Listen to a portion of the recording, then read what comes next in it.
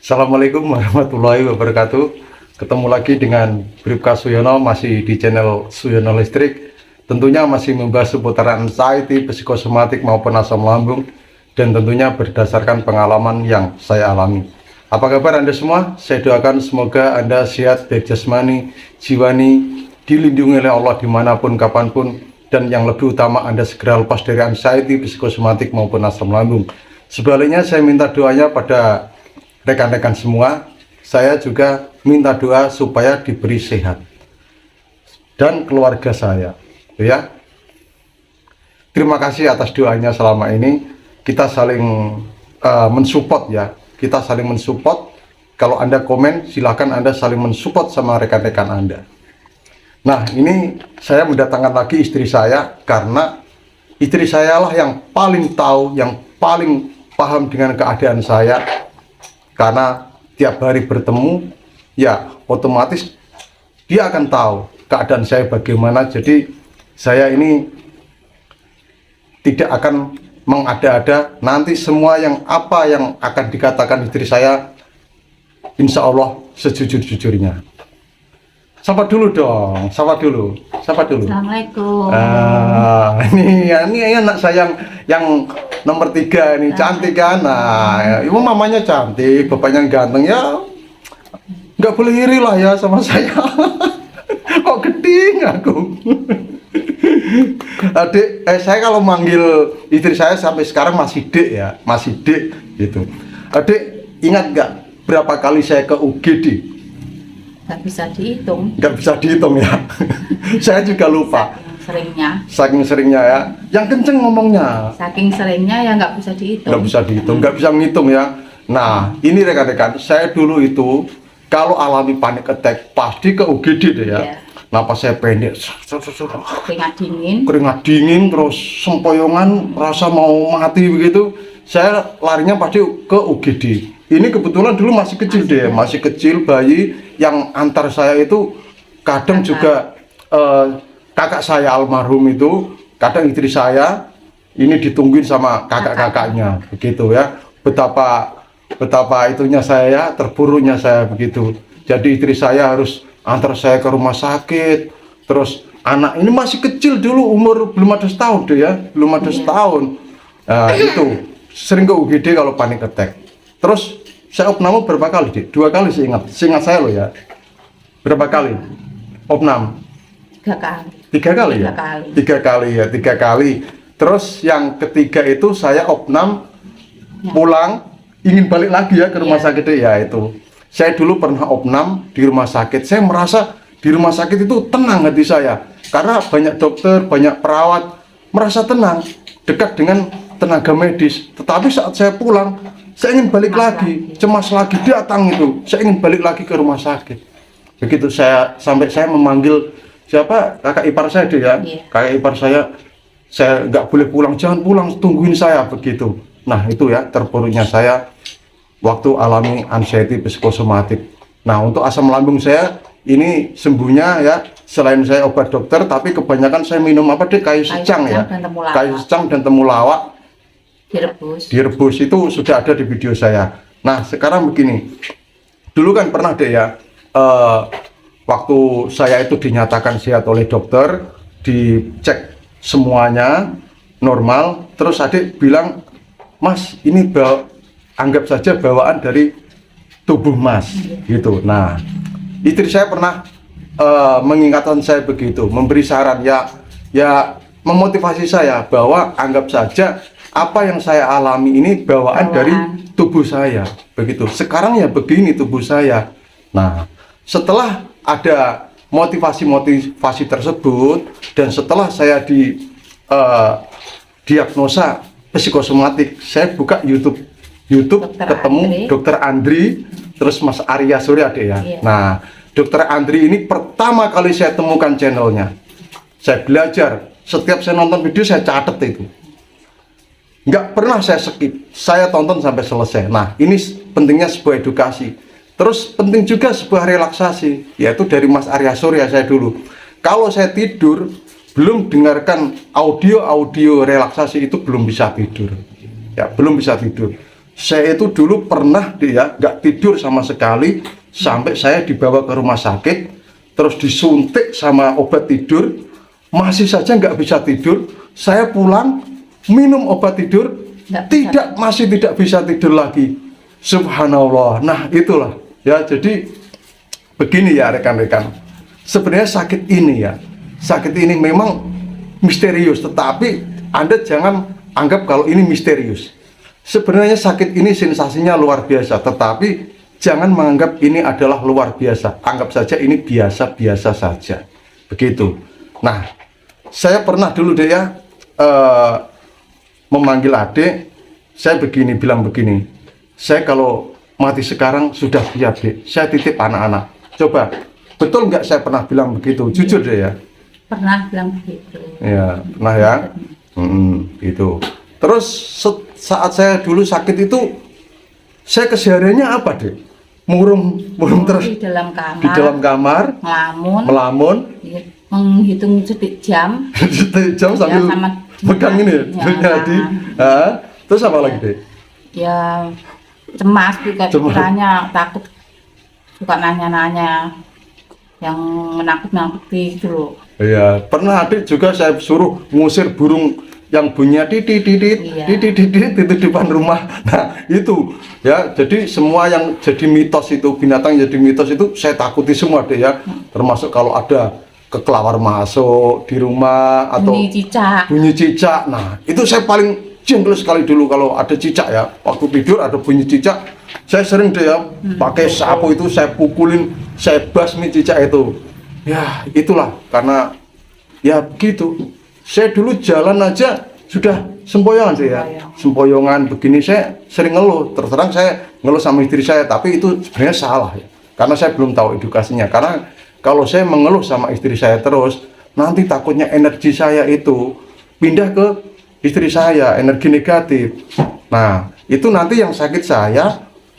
Terus saya sering ngeluh, akhirnya istri saya kan memikir deh ya, mikir, jadi beban pikiran juga, akhirnya nanti takutnya ikut sakit. Nah setelah saya tahu edukasinya, saya kalau merasakan sensasi itu di kamar murung, baru kalau saya ditanya istri saya, kenapa mas kambuh lagi gitu, ya agak nggak enak badan saya begitu.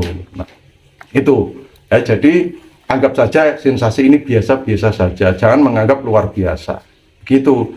Karena apa? Karena sakit ini, sensasi ini semakin diikutin, semakin menjadi-jadi, begitu.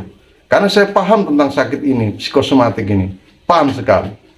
Nah, saya dulu berobat, kalau yang nyetir motor siapa, Dek? Saya. Itu ya. Sampai berapa tahun saya sih? Yang nyetir motor itu ya, sampai tetangga saya itu pada kepo. Kenapa Pak Suyono itu diboncengin terus sama istrinya? Begitu, itulah tetangga itu kepo aja sama saya. Kalau itu ya, rumah sakit saya gandeng. Digandeng seperti saya. anak kecil ya. Nah, seperti anak kecil. Sampai orang itu pada lihat-lihat, itu kenapa orang ini, mungkin gitu ya. Karena saya kalau jalan itu kan kayak mau jatuh, digandeng sama istri saya kemana-mana kayak anak kecil saya. Kayak anak kecil, bayi itu digandeng gitu. Naik motor yang boncengin juga istri saya. Saya nggak berani naik motor karena apa? Kayak gimana gitu loh ya. Nah, jadi kalau Anda masih merasakan itu, sugestikan di diri Anda, ini sensasinya biasa saja sebenarnya ya. Biasa saja. Jangan menganggap sensasi ini luar biasa. Begitu. Karena apa? Kalau Anda menganggap sensasi ini luar biasa, ya Anda nanti akan susah untuk bangkit. Gitu. Terus gini deh, anak saya ini kan belum mudeng ya, belum paham. Aktivitas seksual deh. Ya, selama sakit ya enggak. Bukan sakit. Ya bisa, ya pernah bisa, tapi baru nempel sudah. Terus gitu kan badannya Lemes, terus kram ya deh ya, kram malah. Pernah ya, habis gituan ke UGD, pernah inget nggak? Iya, malah panik semua, saya yang bingung. Saya habis gitu sama istri saya ke UGD loh. Saking itunya, gimana ya, kayak wah begitu ya. Jadi begini ya, saya kasih kunci buat Anda semua ya, jangan murung di dalam kamar tuh ya, jangan murung di dalam kamar. Karena kalau Anda sering murung berbaring di dalam kamar, nanti Anda akan semakin terpuruk begitu. Itu Sering saya ajak ingatkan. keluar gitu, Ah. jalan-jalan. Saya jalan-jalan sama istri saya, Ya, walaupun lihat sawah, lihat gitu. sawah, walaupun digandeng nggak apa-apa, ditemenin dulu ya. Saya merasakan sensasi itu setelah saya psikosomatik, tetap saya jalan kaki terus dia, Iya. jalan kaki terus. Kalau sore saya pegangnya tasbih dia, Iya. tasbih istighfar. Terus kalau mau tidur, yaitu pakai headset, mendengarkan audio relaksasi, suara alam. Terserah Anda mendengarkan dari siapapun, atau saya menciptakan audio sendiri itu, saya paham akan kebutuhan otak Anda itu bagaimana sudah saya ada sugesti di meditasi itu. Nah, ini saya ketiga kalinya deh ya, keempat kalinya ya, keempat kalinya menghadirkan Ade ya. Iya.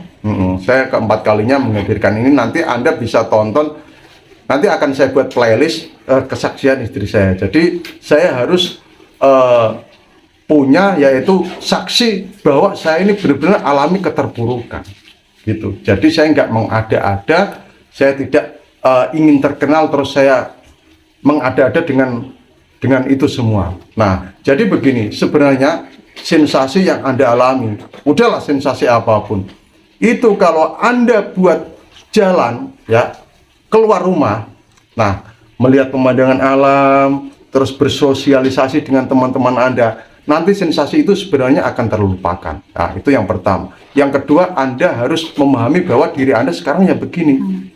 Ya begini. Anggap itu bawaan Iya. tubuh ya dia. Bawaan badan Anda ya begini. Nah, yang ketiga, sesuaikan diri Anda. Anda harus bisa menyesuaikan dengan keadaan yang sekarang. Begitu. Terima dengan ikhlas keadaan Anda yang sekarang. Nah, itu yang paling penting.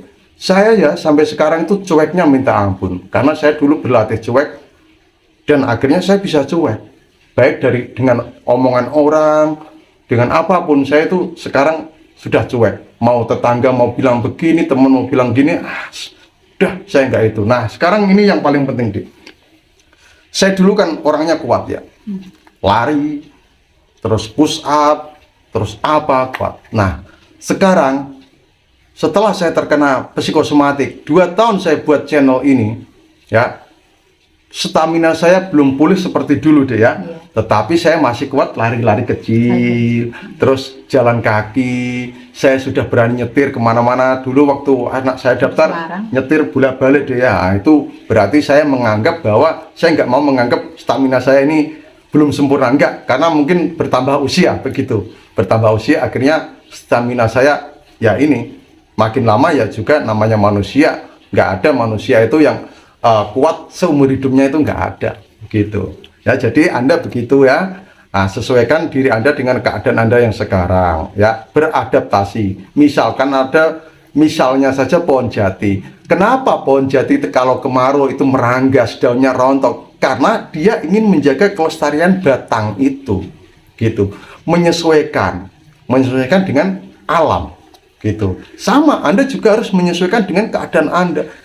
Diri Anda itu alam semesta, yaitu alam semesta kecil. Anda harus menyesuaikan dengan alam, bukan alam yang menyesuaikan diri Anda. Tidak bisa, tidak bisa ya. Itu belajar dari pohon jati. Dia akan meranggas saat musim kemarau karena ingin menjaga kelestarian batangnya biar tetap tumbuh gitu. Nah sekarang begini deh. Nah dulu saya kan sering gonta-ganti dokter. Ingat enggak berapa dokter yang saya kunjungi itu? Lebih dari 6 atau Lebih dari 6. dokter umum, gonta-ganti, spesialis, penyakit dalam, penyakit dalam, mata, mata, mata, dokter gigi, terus terakhir dokter saraf. dokter saraf itu. Tapi Yang nggak lama. pernah. Nah ini kebanyakan nggak percaya kalau saya katanya nggak pernah ke psikiater. Emang nggak pernah ke psikiater Nggak. deh, nggak pernah. Tapi pernah disarankan. Iya, Tapi pas saya nggak IGD mau. Ya. disarankan sama dokter umum suruh ke psikiater. Sama Nggak- dokter Tamsil juga ya Iya. dulu. Nah, tapi saya nggak mau karena saya nggak mau dianggap gila. Tapi sebenarnya itu salah, bahwa Iya. ke psikiater itu bukan orang gila saja, ODGJ saja, enggak. Orang gangguan tidur, kecemasan, itu ya ke psikiater harusnya. Tetapi dengan ego saya nggak mau. nggak mau begitu. Dari awal udah mau dibawa ke psikiater sama saudara saya, Iya. yang perawat. Katanya bapaknya nggak mau, saya nggak gila ya Pak. Iya, saya nggak gila. Padahal itu nggak harus orang gila yang masuk situ. Iya, nggak harus orang gila masuk ke situ. Justru kalau orang dengan gangguan kecemasan kalau masih masih dulu sebenarnya mungkin kalau saya cepat ke psikiater mungkin cepat sembuh deh ya. Nah, karena saya ya itu dengan ego saya mungkin gitu ya. Kalau diajak ke sana malah nggak mau marah ya. Iya. Genduk, kalau Bapak olah nafas gimana? Gimana? Gimana? Sampai. Oh. Nah. Sampai. Allah. Nah, apa anak saya sampai hafal. Karena saya kalau olah nafas itu Allah, saya keraskan begitu. Tapi Anda boleh niru atau tidak terserah Anda. Kalau Anda ragu, wah ini sesat terserah. Tapi kalau saya enggak, karena itu menyebut asma Allah gitu. Terus begini deh, dulu saya pernah mendatangkan pengusir hantu. Katanya saya disandet orang, katanya di rumah saya ada penunggu orang, katanya pagar saya itu ada yang di depan rumah saya ada yang nanamin apa, begitu deh ya. Nah, gini ya, kalau Anda sudah berpikir yang tidak logika, yang masalah sandet, sihir, dan sebagainya, Anda tidak disandet, Anda tidak disihir, rumah Anda memang ada penunggunya, tapi memang semua itu ada penunggunya. Karena apa? Jin itu lebih duluan dan tinggal di bumi itu. Itu kalau salah saya mohon maaf ya, katanya begitu. Nah, jadi jangan percaya sama hal-hal yang itu ya. Saya juga mendatangkan pengusir hantu deh ya. Nah, pernah saya dijanjiin sama pengobatan alternatif dalam seminggu sakit Bapak bisa sembuh. Langsung dibayar mahal itu ya. Langsung saya bayar 1.800.000. Saya hanya bawa uang 400.000. Pulang lagi, ambil uang lagi, saya bayar. Dijanjiin 1 minggu sembuh Pak. Wah semangat saya. Apa yang terjadi? What happened? Saya minum obat yang diberikan sama alternatif itu nggak ada efeknya. Mohon maaf, memang saya harus berkata jujur, tidak ada efek. Itu, ya. Karena apa? Yang bisa mengobati diri Anda itu adalah apa deh? Pikiran diri kita sendiri. Pikiran diri kita harus sendiri. hafal bagaimana ini kalau kambuh cara penanggulangannya gimana gitu. Udah hafal. Iya, kalau panic attack bagaimana menangani itu sudah pernah ada. Keliengan sempoyan bagaimana menangani itu sudah ada di video saya semua. Jadi istri saya ini karena terdekat sama saya, sering bertemu, jadi ya tahu keadaan saya itu dulu bagaimana sampai kurus tulang sama kulit. Makanya kan pantangan ya. Pantangan dulu ya, sampai berapa bulan itu pantangan. Saya pantang terus, tapi sekarang alhamdulillah saya makan los, tapi ya porsinya ya yang penting tidak berlebihan. Sampai sekarang pun saya kalau salah makan kadang mengeluhkan asam lambung saya kambuh ini ya itu. Nah jadi saya benar-benar jaga pola makan, makanya saya makan tapi nggak berlebihan begitu. Kalau banyak dipantang kata dokter umum kemarin kurang gizi ya? Kurang gizi ya emang betul, nggak dokter aja yang mengatakan itu, semua ahli-ahli apa itu mengatakan kalau banyak mantang makanan itu kurang gizi. Nanti kurang lemes ya, makanya saya lemes terus sampai saya stres begitu. Makan ini nggak boleh, makan ini nggak boleh, gimana toh? No? Stres saya. Terus apalagi yang adik ingat dari sakit saya itu? Sudah jangan malu-malu di depan kamera. Saya ini loh percaya diri walaupun saya ganteng tetap percaya diri. Ya. Kok gede aku? Kalau kambuh itu sering marah ya Pak ya? Hah? Kalau kambuh kan suka marah. Marah ya, marah-marah. Kalau diingatkan malah marah. Malah marah. Berapa piring yang saya banting, Dek? Anak jadi sasarannya deh ya. Iya. Anak jadi sasaran. Nah, itu.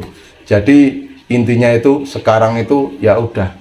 Kalau marah ya marahlah yang sopan. Misalnya anak Anda kan mungkin ya, masih kecil kan berantem, ya udah marahlah yang sopan, menasihati. Jangan marah yang menggebu-gebu begitu. Ya itu. Jadi pesan saya sekarang, keadaan Anda sekarang yang begini, anggap itu adalah bawaan dari tubuh Anda. Nanti kalau Anda sudah menganggap itu bawaan dari tubuh Anda kemana-mana, saya juga sering kok alami gini, biasa alami gini. Nanti itu hilang dengan sendirinya tanpa Anda sadari. Begitu. Waktu saya kena COVID, saya mengeluhkan apa Dek? Sempoyongan kambuh lagi. Iya. Waktu saya kena COVID, sempoyongan kambuh lagi. Betul itu. Saya harus berkata jujur. Tapi dalam 3 hari itu sudah nggak ada lagi. Karena saya sudah tahu penanganannya itu bagaimana, solusinya bagaimana, begitu ya. Itu jadi yang perlu Anda tanamkan di diri Anda, anggap bahwa ini bawaan tubuh Anda harus beradaptasi dengan keadaan Anda yang sekarang, dan anggap bahwa diri Anda sekarang yang begini, gitu. Nanti itu hilang sendiri. Itu obatnya ya, itu obatnya. Cuek itu obatnya. Gitu. Anda bisa cuek itu obat. Gitu. Semangat Anda. Saya kalau lihat dulu anak saya ini waktu masih kecil, saya tuh pingin nangis sekali. Anak saya masih kecil. Ini yang nomor 3 ya, kecil. Terus yang nomor 1 daftar kuat 2 kali gagal terus, nggak tahu saya, padahal saya udah berusaha mengeleskan, ya mungkin belum rezekinya, begitu. Ya minta doanya tahun ini mau mengulangi lagi, begitu, mau daftar kuat lagi. Kalau tingginya memenuhi syarat ya mau daftar puluhan, karena tingginya anak saya ngepres 160 gitu. Ya pokoknya kita saling mendoakan saja bahwa sakit Anda ini pasti akan sembuh. Percaya diri, percaya diri. Pikiran Anda itu sareh sumeleh, udahlah sareh sumeleh. Pokoknya pikiran yang positif, yang baik-baik. Yang baik-baik begitu. Walaupun ini susah, tapi Anda latih begitu. Memang istri saya nggak pernah merasakan ini, tetapi kan dia paham dengan keadaan saya, sering mengamati saya. Harus sabar gitu. Ya. Sabar ini ya. Saya sampai berapa tahun itu saya sabar aja, gitu. Ya, semoga Anda nggak meragukan kalau saya benar-benar seorang pelakor. Pelaku dari anxiety, tersangka gitu. Kok gede aku gitu ya. Nah itu saya meyakinkan Anda, dan ini tidak ada rekayasa, langsung spontan saya panggil dia habis sholat tadi, spontan saya panggil, ayo kita bikin video ini lagi, begitu. Nah mungkin hanya itu saja. Salam sehat dari Bribka Suryono, salam sehat dari keluarga saya. Wassalamualaikum warahmatullahi wabarakatuh.